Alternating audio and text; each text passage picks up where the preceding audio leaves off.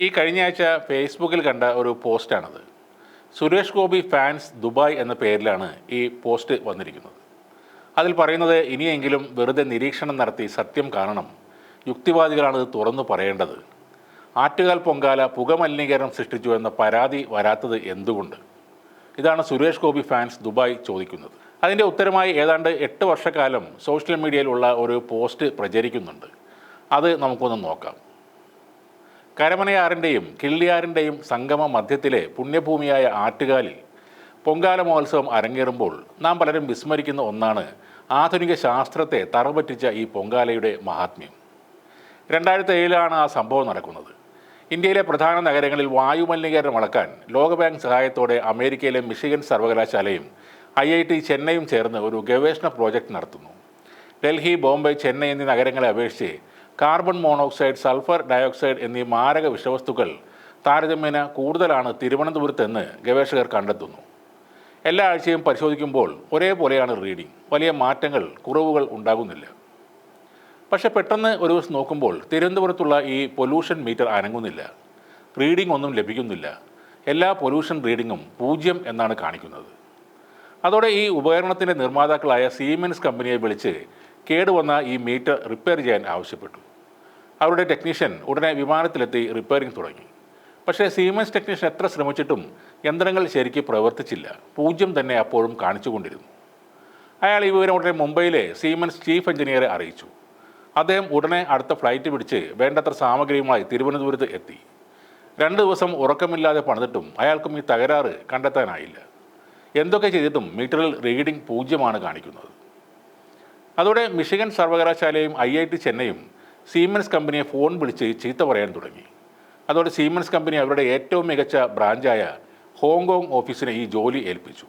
അവർ ഉടനെ ഒരു ബോയിങ് 737 വിമാനം ചാർട്ടർ ചെയ്ത് വലിയ എഞ്ചിനീയറിംഗ് ടീമും യന്ത്രങ്ങളുമായി തിരുവനന്തപുരത്തേക്ക് പാഞ്ഞെത്തി. അന്ന് രാത്രി തന്നെ അവർ പണി തുടങ്ങി. എന്നാൽ അവർക്കും ഈ പ്രശ്നം പരിഹരിക്കാനായില്ല. അങ്ങനെ അവരുടെ ജർമ്മൻ എഞ്ചിനീയർ തിരുവനന്തപുരത്തെ കേടായ ഉപകരണം നേരെ വിമാനത്തിൽ ബാംഗ്ലൂർക്ക് കൊണ്ടുപോയി. അവിടെ ചെന്നപ്പോൾ ഈ കേടായ ഉപകരണം ശരിയായി പ്രവർത്തിക്കുന്നു. എന്തുകൊണ്ടാണ് യന്ത്രം തിരുവനന്തപുരത്ത് കേടായതെന്നും അതേ യന്ത്രം ബാംഗ്ലൂർ കൊണ്ടുപോയപ്പോൾ എങ്ങനെ ശരിയായി എന്നും ആ ജർമ്മൻ എഞ്ചിനീയർക്ക് മനസ്സിലായതുമില്ല. അദ്ദേഹം വീണ്ടും തിരുവനന്തപുരത്ത് വന്നു. എന്നാൽ ആ ഉപകരണം തിരുവനന്തപുരത്ത് എത്തിയപ്പോൾ വീണ്ടും പ്രവർത്തിക്കുന്നില്ല. വീണ്ടും റീഡിംഗ് 0 തന്നെ കാണിക്കുന്നു. സീമെൻസ് കമ്പനി ആകെ കുഴപ്പത്തിലായി. വിവരം പുറത്തെറിഞ്ഞ് ആകെ നാണക്കേടായി. ആ കമ്പനിയുടെ ഷെയറുകൾ മാർക്കറ്റിൽ ഇടിയാൻ തുടങ്ങി. അപ്പോഴാണ് ആ ജർമ്മൻ എഞ്ചിനീയർ ഒരു കാര്യം ശ്രദ്ധിച്ചത്. ആ പരിസരത്ത് മുഴുവൻ സ്ത്രീജനങ്ങൾ റോഡരികിൽ അടുപ്പ് കൂട്ടിവെച്ച് എന്തോ പാചകം ചെയ്യുന്നു. എന്താണ് സംഗതി എന്ന് ചോദിച്ചപ്പോൾ മനസ്സിലായി, ആറ്റുകാൽ ഭഗവതിയുടെ പൊങ്കാല മഹോത്സവമാണ് അവിടെ നടക്കുന്നതെന്ന്. ഉടനെ തന്നെ എഞ്ചിനീയർ ആറ്റുകാലിലെ മുഖ്യ തറവാട്ടിലെ കാരണവരെ കാണാൻ പോയി. തങ്ങളുടെ വില കൂടിയ ഉപകരണങ്ങൾ ശരിയായി പ്രവർത്തിക്കുന്നില്ല എന്നും തങ്ങൾ വളരെ വിഷമത്തിലാണെന്നും അദ്ദേഹത്തോട് പറഞ്ഞു. ഒരു ചിരിയോടെ ആ കാരണവർ കാര്യങ്ങൾ പറഞ്ഞു കൊടുത്തു.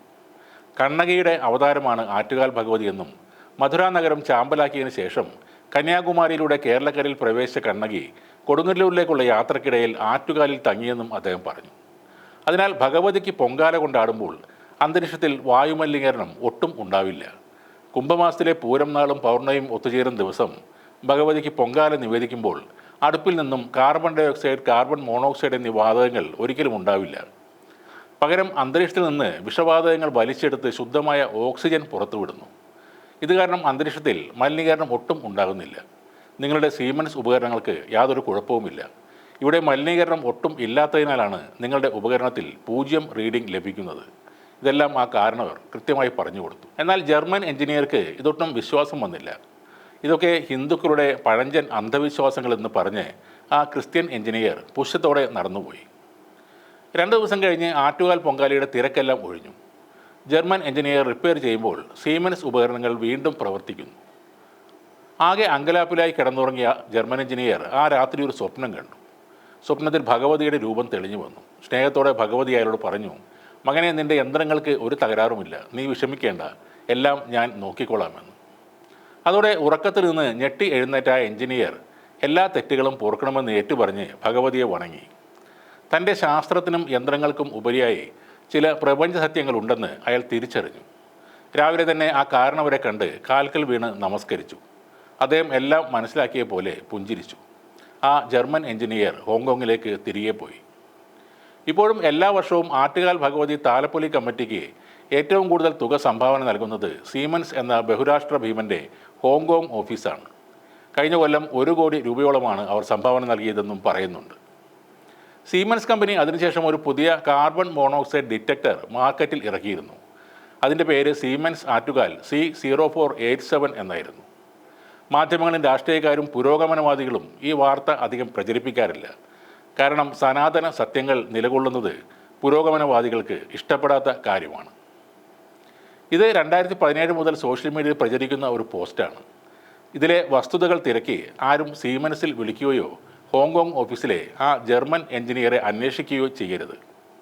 കാരണം ആറ്റുകാൽ പൊങ്കാലയുടെ ഐതിഹ്യം പോലെ തന്നെ ഇതും ഒരു തികച്ചും സാങ്കല്പികമായ കഥയാണ്.